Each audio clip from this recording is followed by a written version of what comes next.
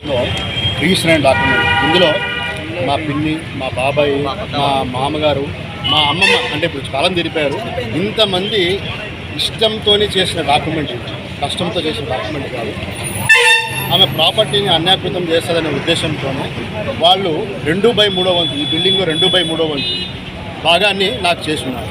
అంటే 1/3 వంతు ఆమె హక్కు ఉంది, నేను కాదని చెప్పడం లేదు. దాంతో మన భారత సంస్కృతి ప్రకారం మనం ఆడపిల్లలను గౌరవించాలి కాబట్టి విడోవర్ ఆమె, చిన్న వితంతువు, చిన్న పిల్లోడు ఉన్నాడు, ఇబ్బంది పడతారు ఆమె అనే జీవనాభివృద్ధితో, అమ్మ మీ అత్తగారు ఉన్నారు, ఆమెకు ఆయన జీవనభృతి కొరకు ఒక షాప్ వచ్చే రెంట్, అదే నరసింహులు ఉన్నాడు, ఆ నరసింహులు గారు కూడా ప్రతి నెల వచ్చి ఆ 8,000 రూపాయలు వచ్చి ఆ ముస్లిం చేతిలో పెట్టేవారు. మిగతా బిల్డింగ్ మొత్తము అంటే కింద 2 షాపులు అయితేనేమి, పైన 3 రూమ్లు అయితేనేమి, వెనుక బిల్డింగ్ అయితేనేమి, వెనుక పోర్షన్ అయితేనేమి, ఆ పైన పోర్షన్ ఏమి దగ్గర అంటే కాలక్రమేణా 25,000 నుంచి 50,000 వరకు వాళ్ళకు అద్దెలు వస్తూ ఉన్నాయి. ఆమె గౌరవప్రదంగానే బతుకుతూ ఉంది. అమ్మమ్మ గారు కాలం తిరిగి 4వ రోజు ఇవాళ జూన్ 30వ తారీఖు కాలం తిరిగారు. 1వ తారీఖు కర్మకాండ జరిగింది. 2వ తారీఖు వచ్చేసి మా మామయ్యకు ఎవరైతే కర్మ చేశాడో ఆయనకు యాక్సిడెంట్ జరిగింది. 3వ తారీఖు పొద్దున ఈ విషయం జరిగింది. అంటే వీళ్ళు కేవలం రెక్కాడితే కానీ డొక్కాడదు. వీళ్ళ మీద చూపించడం అక్కసు చాలా తప్పదు. ఏదైనా ఉంటే 15 రోజులు అయిన తర్వాత, దినాలు అయిన తర్వాత మనం కూర్చొని మాట్లాడితే బాగుంటుంది. ఈ మధ్యలోనే ఆమెకి ఏమీ రైట్ లేదు. సరే నేను నా దగ్గర డాక్యుమెంట్ ఇదే నేను చూపిస్తున్నాను కదా, నాకు రైట్ ఉంది. సరే వాళ్ళకి ఏముందో చెప్పండి. ఇంకో మాట ఏమంటుంది, కోర్టులో ఉంది ఇంజక్షన్ ఆర్డర్. మరి కోర్టులో ఇంజక్షన్ ఆర్డర్ ఉన్నప్పుడు ఉన్న మనిషి ఎట్లా బయట వేస్తారు, రోడ్డు మీద ఉన్నప్పుడు ఎట్లా బయట వేస్తారు? పాపం ప్రాధాయపడుతున్నాను, అభ్యర్థిస్తున్నాను, అమ్మ వద్దమ్మా అని ప్రాధాయపడుతున్నాను. ఎవరో నాగలక్ష్మి అంట ఆమె పని, ఆమె అడ్డం పడుతూ ఉంది. అసలు నాగలక్ష్మి ఏమో అడ్డం పడుతూ ఉంది. పాపం నరసింహులు కూడా చెప్తున్నాడు, సార్ పక్క జరగండి, లోపల సామాన్ పెట్టుకుంటాను. చాలా పైశాచికంగా దారుణం పాపం. ఏమంటే మనం గౌరవిస్తున్నాము, ఇంకా లేనిపోనివని చెప్తా ఉంది. చెప్పారు కదా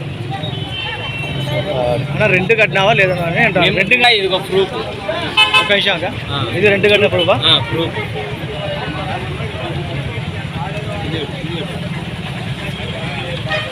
బ్యాంక్ స్టేట్మెంట్, అది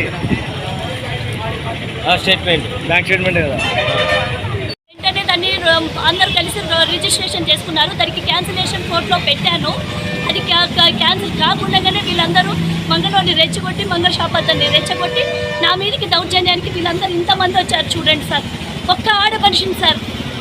ఈ సామాన్లు ఎవరు బయటకి నేనే తీసేపించాను సార్. నాకు రెంట్ కట్టట్లేదు. మా అత్తమ్మ తర్వాత నాకు ఇవ్వాలి, నాకు ఇవ్వట్లేదు సార్. నా పేరు మీద ఉంది సార్. మా లాయర్ కావాలంటే మీరు మాట్లాడవచ్చు.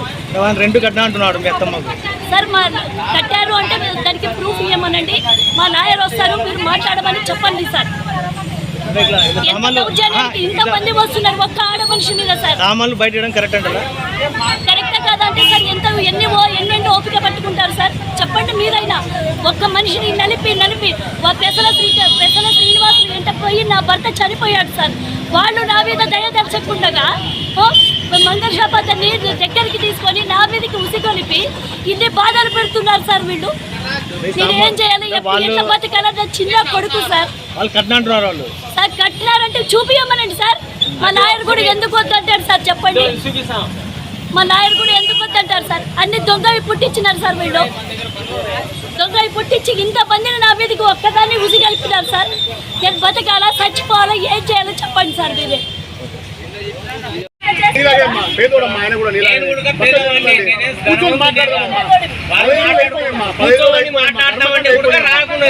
కర్మకాండ అయిపోయినమ్మా.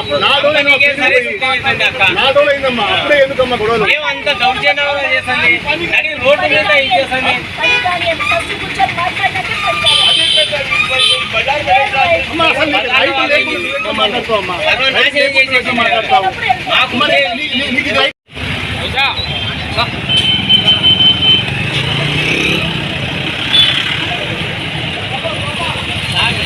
రోడ్డు మీద దౌర్జన్యం చేసింది సార్. వెయ్యిమల లక్ష్మమ్మ అని ఏ రైట్స్ లేకపోతే కానీ సంపనికే సరే రెడీ అవుతుంది. కోత మనుషులు అందరూ చూడుకోవాల్సింది. నడి రోడ్డు మీద ట్రాఫిక్ చూస్తారు, ఎంతమంది ఉన్నారో. ట్రాఫిక్ జామ్ అయిపోయింది. మీరన్నా న్యాయ బ్రాహ్మణులు అందరూ వచ్చి చెవి లైక్ చేయాలని కోరుతున్నాం.